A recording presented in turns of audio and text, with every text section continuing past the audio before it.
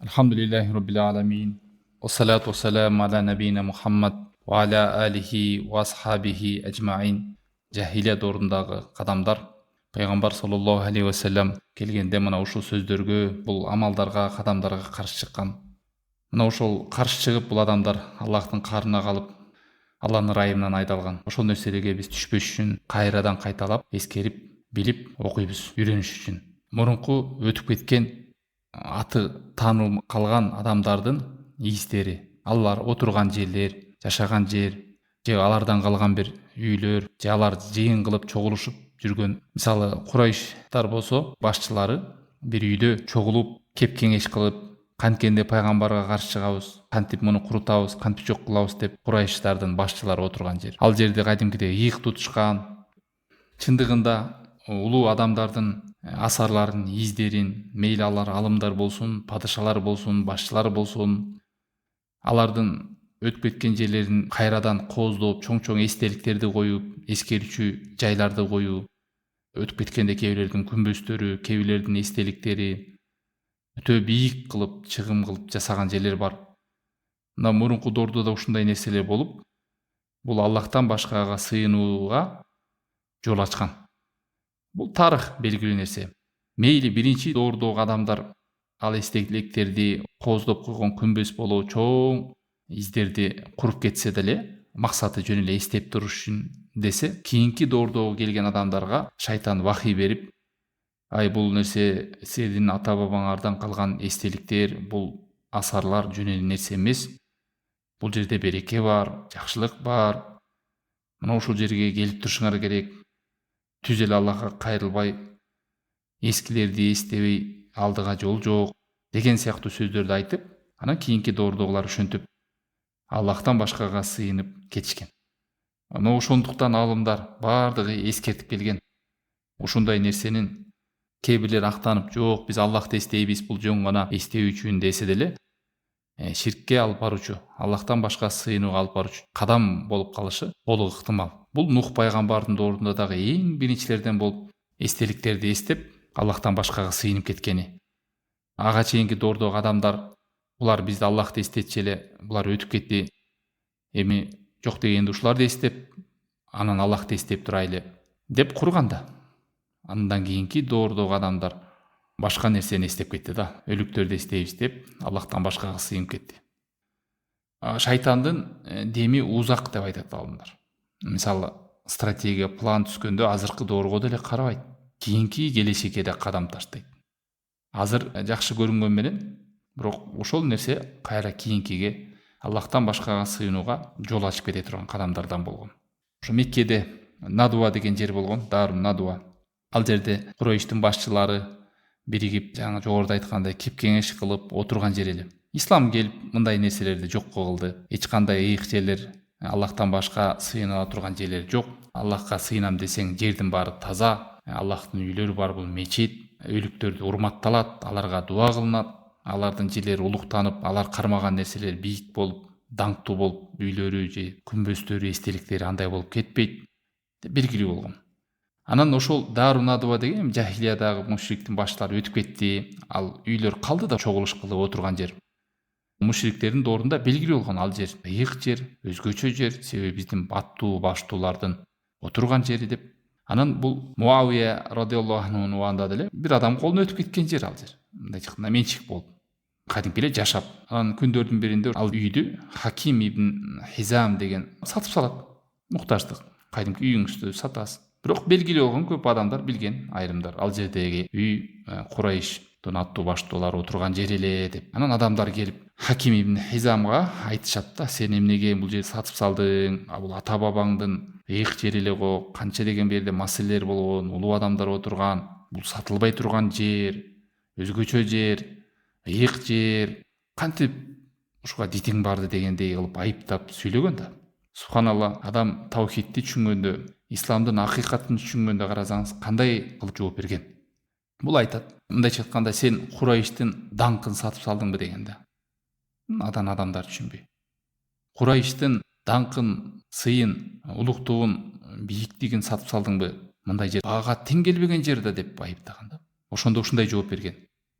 кандай гана даңк болбосун, урлук болбосун, ызат болбосун, алардын баары кетүүчү. Тек гана таква гана калуучу деген.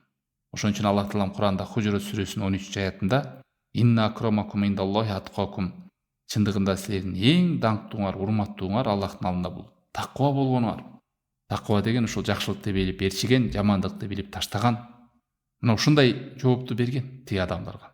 Имандын нуру менен, исламдын илими менен. Мына ошондуктан бул автор дагы бул бөлүккө мурунку белгилүү, атактуу, даңктуу деген адамдардын кийимдери болсун, үйлөрү болсун, колдонгон буюмдары болсун, ошого сылап, сыйпап, аларды ардактап, берекет тилеп, ошондой бир жай бар, ал жерде мындай деген эшен, кожо, аалым өткөн, ал жерге барып отурсаң же уктасаң, же барып даам татып отурсаң өзгөчө болосуң, берекелүү болосуң деген бүт кур сөздөр. Шарият коюп койгон берекелүү жайларды убакытка койгон, кээ бир жерлерге койгон, учурларга койгон, айларга койгон белгилүү. Күндөргө койгон, мына ошол шарият кайсы нерсеге береке деп койсо, ошол береке жерди издеп, ошону колдонушубуз керек. Ал эми жахилиятта мына ушундай жерлерди береке деп тилеп кетти. Кадимки булакка, ташка, күнгө, айга, жерге, өзгөчө дарактар деп, мазарларга мындай кылып ээрчип кеткен. Эгер ээрчигиң келсе, ушундай береке издегиң келсе, Алла Таалам койгон берекелүү жерлерди. Меккеге бар, 2 рекет намаз окусаң, 100 000 рекет сообун аласың. Мадинага бар, 2 рекет намаз окусаң, 1000 рекет сооп аласың. Жума күнү береке, ороз айы береке, түндүн тахаджуд убагы береке, эрте менен эрте туруп күн чыкканча чейин уктабаган береке, канча деген жакшылыктарга жетет. Мына ушул кээ бир өсүмдүктөргө койгон Алла Таалам береке, замзам суу береке. Анан Аллах Таалам ислам дини береке деп койбогон нерселерден, таштан, суудан издеп, берекелерди издеп, кээ бир адамдардын этегинен издеп берер экен, Алла сактасын. Бул туура эмес, бул жахилия кадамдардан. Андан кийинки бөлүктө Аллахтын элчилерин бири-биринен өзгөчөлөнүп, бул дагы мурунку отко сыйынгандардын, мушриктердин же болбосо китебелеринин кадамдарынан болгон. Мисалы, мушриктер болсо отко сыйынгандар такыр эле пайгамбарларды жокко чыгарган, ишенбеген. Ал эми мурунку китеп ээлери болсо бири Мусага ишенсе, яһудтар Муса пайгамбар гана десе, христиандар Исага гана ишенебиз деген. Ошентип бири-бирине кагыштырып, пайгамбарларды, Аллахтын элчилерин бири-бирине чабыштырып айырмалаган. А ислам келгенде эмне деди? Ислам келгенде кайсы бир адам бир эле пайгамбарга ишенбей турган болсо, ал бардык пайгамбарга ишенбегендей болот. Мен Аллахтын элчиси Мухаммад алейхиссалату вассаламга ишенип атам, мен мусулманмын десе да, бирок Исага ишенбесе, мусулманчылыктан чыгып кетет, Алла сактасын. Же Ибрахимге ишенбейм десе, же Мусага ишенбейм десе, бир пайгамбарга ишенбей коюп, жалпы пайгамбарга ишенбей койгондой болот. А мурунку адамдардын сөздөрү өйдө ылдый болгон. Бир пайгамбар ишенип, экинчи пайгамбар ишенбей койгон. Алла Таалам айтат: адамдар, кулу аманна, биз ыйман келтирдик Аллахка, жана Аллахтан түшүлгөн нерсеге, жана Ибрахимге түшкөн нерсеге, Исмаилге түшкөн, Исхакка, Якубка, Мусага, Исага, жана бардык пайгамбарларга түшкөн нерселерге биз ыйман келтирдик деп айткыла. Биз аларды айырмалабайбыз. Биз бардыгына моюн сунган мусулмандарданбыз. Бакара сүрөсү 285-аят. Амана расулу бима унзили илейхи мин роббихи вал муъминун. Аллахтын элчиси ыйман келтирди. Жана ага түшкөн нерсеге, Роббисинен түшкөн нерсеге, жана жалпы момундар бар ыйман келтиришти. Бардыгы ыйман келтиришти. Периштелерине, китептерине, элчилерине. Алардын эч бирин бири-биринен айырмалабайбыз. Бирине ишенип, бирине четке калып. Ошондуктан ыймандын 6 рүкүнү болсо ошонун бири элчилерге ишенүү. Бардыгына, Аллахтан түшкөн элчилердин бардыгына ишенүү. Жибрил аркылуу вахый кылып канча деген пайгамбарлар, элчилер келген. Ошон үчүн Жибрил да келип Аллахтын элчисинен ыйман жөнүндөн кабарлаңызчы, ыйман жөнүндөн айтып бериңизчи дегенде, ошо 6 нерсени айткан. Аллахка ыйман келтиришиң, периштелерге, китептерине, элчилерине, акырет күнүнө, тагдырга. Мен ыйман келтирдим деп ушунун бирөөнү эле четке кага турган болсо, ыймандуу болбойт. Бардыгына ыйман келтириш керек. Жана жогоруда айткандай бирин эле капыр болсо, ыйман келтирбейм десе, бардыгына ыйман келтирбеген болот. Ошон үчүн кээ бир коомдордун бир пайгамбарды жалганга чыгарганды бардыгына жалганга чыгар деп Алла Таала сыпаттаган. Шуара сүрөсү 105-аятта Каззабат кавму Нухил мурсалин. Нухтун коому пайгамбарларды жалганга чыгарды деген. Каззабат Адул мурсалин. Ад коому дагы бардык пайгамбарлар жалганга чыгарды деген. Эмне алар бардык пайгамбарды көргөн жок да. Алар өздөрүнө келген пайгамбарды жалганга чыгаргандай, бардык пайгамбарларга жалганга чыгарган бар. Каззабат Самудул мурсалин. Самуд коому дагы бардык элчилерди жалганга чыгарды. Азыркы доордо исламдын бир бөлүгүнө ишенип, бир бөлүгүн таштап салуу, бугагынан деүү, ошонун бир бул жакта тамыры болсо имандын, кээде бутактарына да адам карама каршы болуш мүмкүн. Намаз, зекет, орозо, кайсы бир нерселерге, өкүмдөргө ишенбей, же бир арамды арам деп көрбөй, адалды адал деп көрбөстөн, өзүнө жаккан жерин кабыл, жакпаган жерин таштап салып. Андан кийинки бөлүмдө бир нерсени билбей, бир нерсеге илим менен жакшылап түшүнбөй эле талашып тартыша берүү. Мына ушул дагы жахилиядагы кадамдардан болгон. Талашат, тартышат, бирок ошол талашып тартышып аткан нерсесин билбейт өзү. Ошон үчүн шариатта адам баласы билбеген нерсесинде талашып тартышпаш керек. Эгерде талашып тартыша турган болсо, жакшы жол менен, илим менен билип туруп, анык тактап. А эгер билбесе унчукпаш керек. Юнус сүрөсүнүн 39-аятында Алла Таала айтат: "Бал каззабу бима лам юхиту би илми". Алар жалганга чыгарды дейт. Өздөрү билбей туруп жалганга чыгарды дейт. Илим менен камтыбай туруп, кээде адам билбей туруп деле жалганга чыгарат. Ошо билбей талашып тартышып, бар дегенди жок деп, жок дегенди бар деп. Акыйкатын билбей туруп. Шейх Солих Фаузан Хафизалла айтат, эки түрлүү болот дейт. Билбей туруп. Биринчиден, адам билбеген нерсесине кирбеш керек. Ошондой эле билбеген нерсесин дагы жокко чыгарбаш керек. Билбеген нерсеге кирбейт жана жокко да чыгарбайт. Эмне деп айтыш керек? Мен билбейм, Аллах Таалам билүүчү деш керек. Ошон үчүн Аллах Таалам пайгамбарына, элчисине: "Эй Мухаммад, сен илимди арттыргын, илим кошуп бергин" деп айткын деген, ушинтип айтып жүргөн деген. Инсан мен көп нерсени билип алдым, баарын камтып алдым дебеш керек. Канча окуса деле дайыма өзүн илимге муктаж, Аллахка муктаж, өзүнүн алыс экенин билип жүрүш керек. Илим көп болсо дагы, өмүр бою илимде жүрсө дагы, себеби аны билгенден билбеген нерсеси көп.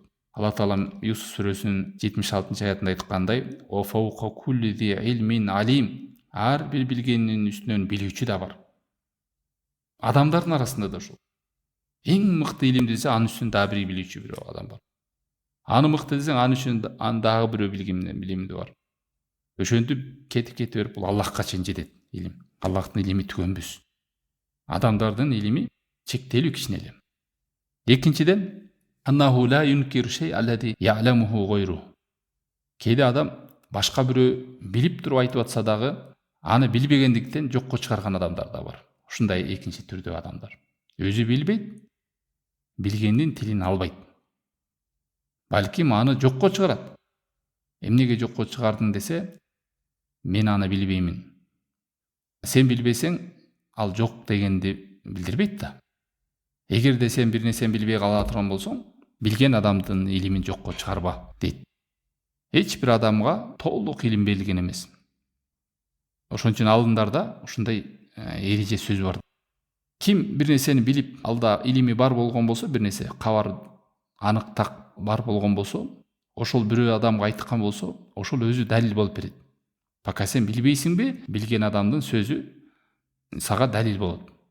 Качан сен аны жокко чыгарбай тур, сен аны билмейинче. Бил, аныкта, такта, анан барып туруп, каршы чык. Же туура эмес жерин айт. Же такта, аныкта.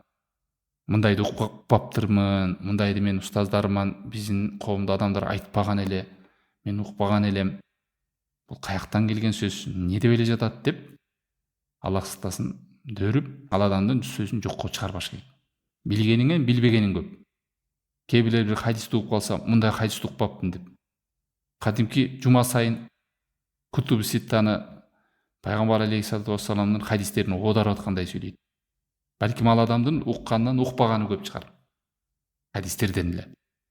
Мына ошол мурунку доордогу адамдардын дагы бир чоң каталарынан ошо билбей илимге киргендиги, билбей жокко чыгаргандыгы, кээде өзүн жаман көрүп калган адамдардан бир маалыматты угуп калса, ал маалыматты билбесе, аны да жокко чыгаргандыгы, мушриктер, жанантип Аллахка ишенбегендер, адашкандар ушул мусулман адамдардагы келген маалыматтарды жокко чыгарып, танып, бири караңгылыгынан болсо, экинчиси өжөрлүгүнөн, көкпеттигинен, үчүнчүсү кызгангандыгынан жүрүшкөндү Аллах сактасын. Кээ бирлер биздин акылыбыз кабыл кылбайт, акылым тааныбайт, акылыма дал келбейт деп ошентип жокко чыгара берген.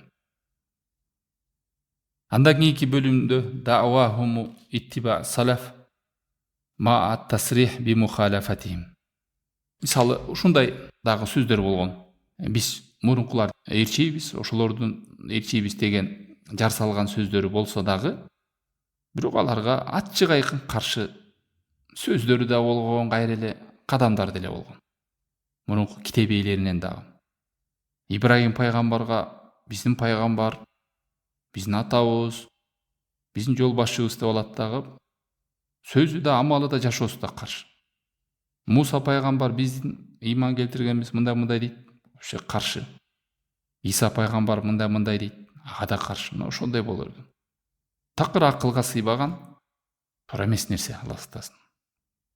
Ошондой эле мусулманда да ар бир адам мен мусулманмын, Аллахтын китеби Куранга айтам, ла илаха иллаллах Мухаммад Расулуллах, мен Мухаммад алейхиссалату вассаламдын үммөтүмүн, баш ийдим, моюн сундум, ээрчийм, аткарам, тыйылам, баш ийем. Бирок кээ бир нерселесине карама каршы чыгат, Алла сактасын. Ээрчийм деп тиги менен айтып койгон менен чектелип, ошол туура болуп калбайт. Моюн сунуп мусулманмын деген кирип киргенден кийин, о мусулмандар, адамдар исламга толук киргиле дейт Алла. Пайгамбар алейхиссалату вассалам ушул үммөт бөлүнөрү тек гана ошол күндө мен жана менин сахабаларым кайсы нерседе болсо ошолор гана кутулуучулар, ошолор гана туура жолдо болуучулар деген. Ана жөн эле жар салып сүйлөй берүү, мен мусулманмын, ата бабам мусулман болгон, биз деген кыйынбыз, биз деген кыйын уруубуз, биз деген нечен жылдан бери мусулман болуп жүрөбүз деген сөздөр пайда бербейт. Ибарат негизги сабак, сөздүн салмагы бул азыр сен кандай абалда турасың? Акыйкаттын үстүндө же акыйкаттын үстүндө эмеспи? Мен аларды жакшы көрөм деген жардам бербейт. Азыр сенин түшүнүгүң, сөзүң, амалың эмнеде турат? Мына ошого салышың керек. Чын эле сен сахабалардын жолундасыңбы? Чын эле сен пайгамбар алейхиссалату вассаламдын жолундасыңбы? Пайгамбар алейхиссалату вассалам тараза. Сөзүңдү сөзүнө, амалыңды амалына сал. Дал келеби? Эгер андай болбосо, анда мурунку коомдордой болуп, биз бул пайгамбардын урпактарыбыз, биздин пайгамбар деп каршы чыккандай кеп болуп калат, Алла сактасын. Ошондой эле бүгүнкү күндө кээ бир адашкандарда төрт мазхаб ээлерин мактап, чоң имамындай деп дейт дагы, аналардын акыйдасына карама каршы келет. Сөздөрү, амалдары, кадамдары танакут да, мындай карама каршылык. Ошолорду баалап, барктап, урматтап, чоң алымдарыбыз деп имам Ахмад, Абу Ханифа, имам Шафи, имам Малик дейт да, акыйдаларын карманбагандар бар. Алла сактасын. Андан кийинки бөлүмдө дагы бир, бул бөлүмдө мурун коомдор Аллахтын карына калып адашкандардын белгилүү кадамдары соддухум ан сабилиллах ман амана би. Аллахка иман келтирген адамдарды Аллахтын жолунан тоскондугу. Эми тосуунун түрлөрү бар. Бир бөлүгү ошол исламга, динге кирүүдөн тосо турган болсо, бир бөлүгү кирип келгенден аларды адаштырып тосууга, бир бөлүгү ошолордун туура жолду үйрөнүүдөн тосуунун жолдору көп болгон. Мына мурунку китеп ээлери дагы адашкандарда мына ушул жолдо белгилүү болгон. Мушриктерди айтсаң, канча деген сахабаларды өлтүрдү, канча мусулмандар өлүп кетти ушулардын колунан. Ушу исламга кирбе деп. Ал эми бүгүнкү күндө кандай? андай күчкө салбаса да, бирок маалыматтык майданда түрлүү жалган сөздөр менен алаксытып развлекательный нерселер, сот тармактагы ар кандай ызы чуулар, жалтырак кылып азыр түрлүү нерселер чыгып атат да, фильмдер, музыкалар, клиптер, жалган нерселер, адамдарды акыйкаттан тосуучу ушактар, көп нерселер, ойдон токулган жомоктор, окуялар, канча деген адамдар ошого ишенип адашып кетип атат. Дагы бир бөлүмдөр чыгып атат, жалган менен чындыкты дос кылалы, ушул диндерди бириктирели, ар кандай кооз аттар менен толеранттуулук, ынтымак, биримдик, жакшылык, бири бирибиздин кемчилигибизди көрсөк унчукпайлы, бириккен жерибизде биригейли, карама каршылык жерде унчукпай эле коелу, азыр заман башка, мындай тигиндей деген ар кандай бир пикирлерди айтып келип, эптеп исламдын нурун жоготууда. Жанатип христиан динди, ислам динди, юдаизм диндерди дос кылайлы, диндер биригиш керек, бул деген толеранттуулук болот, ошондо улуу максатка жетебиз. Мындай деп исламдагы чектерден жоюп салууну каалашат. Бул араам, бул адал деп бирөөнүн бул ташка сыйнабы, ал уюга сыйнабы, сен ага тийишпе, анын ишенимин сыйла. Эмнеге сыйнат өзү билсин. Сен жакшылыкка чакырба, жамандыктан кайтарба. Сен мусулмансың, өзүң менен жүрөр, бирөөгө эчтеке деп айтпа, таң кылып. Бул бүт исламга каршы сөздөр да. Аллах сактасын. Кантип билген жакшылыгыңды Алла Таала мына бактылык тушуга байлаган. Убакытка ант болсун, чындыгында адам баары бактысыз да, тек гана ыйман келтирип, жакшы амал кылып, жакшылыкка чакырып, жана ошол жолдо сабыр кылгандар деп. Анан жакшылыкты билип алып, жашырып, эч кимге айтпай жүрүү бул мусулмандын ыйманына, мусулман адеп алхана ылайык келбеген нерсе. Ал эми бүгүн дүйнөдө капырлар, ар кандай уюмдар, ар кандай Аллах жолунан тосуп, алар не кылгысы келет? Мусулмандардын көбөйүшүн каалабайт. Мусулмандар көбөйүп турган болсо жер бетинде, алардын жанагындай көп бизнестери токтойт. Мисалы, жөнөкөй эле элементарный, канча деген мусулмандар эгер кредит арам экенин билсе, не бир рибада отурган банктарга ударда. Мусулмандар зына экенин биле турган болсо, алардын жанагы сойку бизнеси токтойт, оружие бизнеси токтойт, канча деген наркотик бизнестери токтойт. Булар дүйнөгө да умтулуп, ошентип исламдын өнүгүп кетишин каалашпайт да. Көп эми бул бир эле четир. Ошентип киргиле, достошойлу, динде эркин болсун, эчтеке дебей эле, намаз окусаң да өзүң жалгыз жүрөр, эч кимге эчтеке дебе деп, акыйдаңды жашыр, ишенимиңди жашыр деп Аллах сактасын. Алла Таалам айтат: "Вадду лау такфурун". Алар силерди каалашат, капыр болуп кетишиңерди дейт. "Вала язалуна юкатилунакум хатта яруддукум ан диникум ин истатау". Бакара сүрө 117-аят. Алар силер менен күрөшө берет, качанга чейин? Ушул диниңерден тайдырып, диниңерден ажыратып салганга чейин. Колдорунан келишинче күрөшөт дейт, ин истатау. Вадду лау такфуруна кама кафару. Алар аябай каалашат силерди ушу ыймандан ажырап калышыңарды. Кадимки өздөрү ыймандан ажырап калгандай болуп, тең болуп жүрүштү каалашат. Жанагы зынага үйрөнүп калган аял дагы каалайт экен да, баары эле ошондой болсо экен, мен чоочун болуп, элден бая бөтөндө болуп, кыжалат болуп жүрө бербей, элдин баары ушундай болуп кетсе экен деп. Ар бир бузуку өзүнүн бузукусунда кенен жүргүсү келет. Жанагы голубойлордун келип мыйзамдаштыралы, легалдаштыралы деген да ошол. Биздин укугубуз, биздики мындай деп. Ошон үчүн уят жоголо турган болсо, чоң ыйманга запкы кетет да, ыйманды жоготууга. Уяттуулук менен ыйман эриш аркак. Ошентип исламды жок кылгысы келет. Кыскасы, Аллах Тааламдын дининен жакшылыктан тосуунун жолдору көп.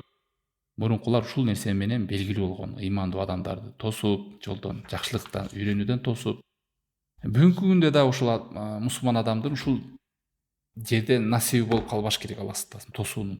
Илим ээлерин жамандап, мусулмандардын башын бириктирүүгө, салым кошпостон бөлүп жарууга, ушак кылып, бири-бирин кагыштырып, чабыштырып, тосуп, жакшылыкты жабып, жамандыкты ачып, Аллах сактасын, ушундай бир кээ бир адамдар силер качыруучулардан болосуңар дегенде пайгамбар алейхиссалату вассалам. Ошон үчүн дайыма дуа кылайлы: "О Аллахым, бизди жакшылыктын эшигин ачуучулардан кыла көр, жамандыктын эшигин жабуучулардан кыла көр. Сенин кулдарыңдын хидаятка, жакшы жолго түшүшүнө мени себепкер кыла көр. пайгамбар алейхиссалату вассалам айткандай, эгерде кулун Аллах таалам жакшы көргөн болсо колдонот деген. Ошондо сахабалар сураган, о Аллахтын элчиси, кантип колдонот десе, башкалардын жакшылыгына себеп кылып коет. Билген жакшылыгыңды сараң болбо, үйрөт, көргөз. Ушунчолук жакшылыкты бөлүшкөн сайын берекенин үстүндө, жакшылыктын үстүндө жүрө бересиң. Бул Алла тааланын коюп койгон мыйзамы. Канчалык битирленген сайын, кызганган сайын жан дүйнөң тар болуп, жашооңда кор болуп, ушинтип жүдөп, аалам сага тар болуп кеткендей болуп, көкүрөгү кысылып жүрө берет. Кеңде жүргөн адам кеңдикте жүрөт, тоскон адам тосулуп жүрө берет. Андан кийинки бөлүмдө урукудордогу мушриктердин белгилүү бир ырым-жырымдар болгон. Ошол нерсени катуу карманышып, ал-ияфа деп коет. Ал-ияфа деген бул учуп жүргөн чымчыктарды ошого жоромолдоп чечим чыгарган да. Же бир нерседен айнып кеткен, же ушуну кылабыз деп. Жахилияда кээ бир чымчыктарды карап, бир жака сапарга чыгайын десе, учуруп оңго кеткен болсо, сапарга чыгып, солго учуп кеткен болсо, кайтып, эгерде кээ бир чымчыктарды көрүп калса, ошонун үнүн укса, жакында бир кырсык болот экен, мен чыкпай турайын бул сапарымда деп ушинтип, ырым дейби, жырым дейби, ошол сенин кыла турган максатыңдан тайдырып салган деген сөз да. Эч кандай себепсиз эле, бир кайсы бир чымчык үчүн. Ушул нерсени ислам тыйды. Бул нерсе туура эмес экенин. Алла таалам бизге буйруду. Ушул жерден эмне кылыш керек? Кээде кээ бир адамдар байкасаңыздар, ит улууса коркот. Кечинде бир чымчыктын үнү ыңгайсыз болуп калса адам коркот.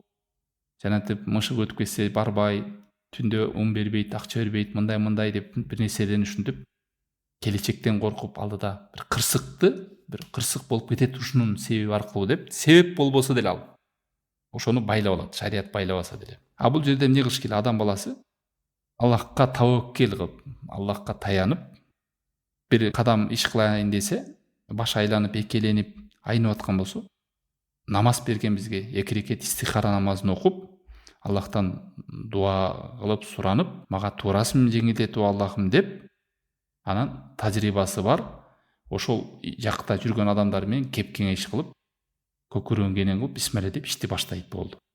Эки эле нерсе, намаз окуйсуз, анан кайсы тармакты иш кылайын деп атасыз, ошол жактагы адамдар менен бир сыйра кеп кеңеш аласыз, болду.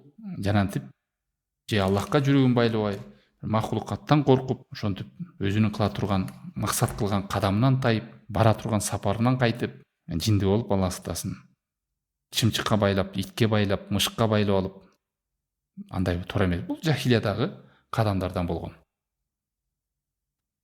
Дагы бир булардын кадамдарынан ошол мисалы кумдуга дагы, кумга же жерге сызыктарды чийип, ошону мындай өлчөшкөндө чийип. Жана бизде нарда, шахмат, карта сыяктуу эле. Жахилияда да ушул нерсе болгон. Ошол аркылуу бир нерсени таштап, мындай түшсө тигиндей, тигиндей түшсө мындай деп, келечекте гайып нерселерди аныктаган. Аныктаган эмес, мындай айтып салган да, моундай деп эле. Же заматтан натыйжаны чыгарган, натыйжасы мындай болот экен, кой сен бул жакка барбай эле кой, же сен ушуну кылбай эле кой, же бунун жанында жүрбөй эле кой, мындай экен, себеби мына мен мындай кылып аныктадым. Кээде ошол төп келип калат да, мен айтпадым беле деп, анан ошол адам көз ачылып кетет кийин карасаң. 199 жолу калп айтса да, бир жолу чын айтып койсо кээде, ошол чындыгын адамдар эскерип жүрө берет да. 99 калп айтканын эскербейт. Көз ачыктардын көп калптары бар. Туура болуп калган жерин таркалып кетет да карапайым элге. Жалгандарын таркатпайт. Жахилияда ушул нерселер болгон. Өлчөшүп, кумга чийип бир нерселерди таштап, анан ошо менен тагдырларын тактадык, мындай экен, тигиндей экен деп. Шарият, ислам муну да жокко чыгарды, туура эмес экен. Жүрөгүңдү Аллахка байла, Аллахтан дуа кыл, жакшылыкты үмүт кыл, жамандыктан сактан, жакшылыкка көздө, алдыга умтул. Аллахка жүрөгүңдү байла, дуа кыл. Жана ошондой эле жахилияда дагы бир бөлүгүндө уруш талашып кетсе, же келише албай кетсе, ошол нерсени чечүүдө Аллахка же пайгамбарларына кайтпастан кимдерге барган? Ошол коомундагы бир адаттарга кайткан, же бир салттарына кайткан. же бир туура эмес өздөрү коюп койгон эрежелерге кайткан. Ал эми шарият эмне дейт? Шариятта эй адамдар, силер талаш тартсаңар Аллахка, Аллахтын элчисине кайтаргыла. Мына ошондо туура чечим болот. Ар кандай ырым-жырымга эмес, ар кандай бир адаттарга эмес, адамдардан токулуп калган эрежелерге эмес. Талашасыңбы, тартышасыңбы, пикир келишпейсиңби? Эмне маселеде талаш тартышып кеткен болсо, ар ким өзүнүн оюн айта берсе, биригүү жок. Биригүү мына ушул шарият койгон жол. Аллахтын китеби, пайгамбар алейхиссалату вассаламдын сүннөтү. Ниса сүрөсү 59-аят. Алла Таала айтат: "Фаин таназатум фи шейин фаруддуху илаллахи вар расул ин кунтум туъминуна биллахи вал яумил ахир." Эгерде силер талаш тартышып кете турган болсоңор, Аллахка жана Аллахтын элчисине кайтаргыла. Эгер силер чын эле Аллахка жана Аллах ахирет күнүнө ишенсеңер. Жана ошондой эле жахилияда дагы бир адаттарынан эки айттын ортосу, ороз айт өтүп кетти, жакында курбан айт келатат. Ошо ортодо бир эки ай эле айырма, эки айлык аралык бар. Ушул аралыкта үйлөнө турган болсо ким? Ушуну арам деп көргөн. Кимде ким ушул айда үйлөнө турган болсо, Алла сактасын, балдары майып болуп калат. Же ал никеси берекелүү болбойт, ажырашып кетет, жакшылык менен бүтпөйт. Бул эки адамдын баш бириккени. Ошондуктан айт менен, ороз айт менен курбан айттын ортосунда эки айлыкта үйлөнүү арам деген. Алла сактасын. Мына ушундай эреже табылган. Ошон үчүн туугандар, кайсы бир адам келип арам, бул болбойт, туура эмес десе, сөзсүз далил талап кылган. Чын эле ошол шарияттан алып келди, же чөнтөгүнөн алып келди. Же бир бияктан адат ырым-жырымдан бирөөдөн чалап алып келди. Кээ бирлер тактабай келип айтып, анан таңуулап, талашып, тартышат, билбей. Билген адам эскертсе да аны жокко чыгаргандар бар да. Мына бул карабайсыздарбы, канча ден адамдар ушинтип коркуп, исламда үйлөнбөй турган, нике кыйлбай турган учур бар, белгилүү билесиздер. Мисалы, ажылыкка баратканда ушу ихрам учурунда, ихрам кийип, ажылык ишти аткарып бүткөнчө, жанагы умра кылып атканда ихрам кийесиздер го. Ошо кийгенде умраны бүткөнчө нике кыйлып, жакындык кылбайт. Калган бир айларда, анан жылдарда, күндөргө, жумаларга бир деп жок андай нерсе. Кайсы нерсени болот, же болбойт, же чектеп, же тыйган нерсе болсо, такташ керек, аныкташ керек, сураш керек. Чын эле ушул нерсе шариятта барбы же жокпу деп.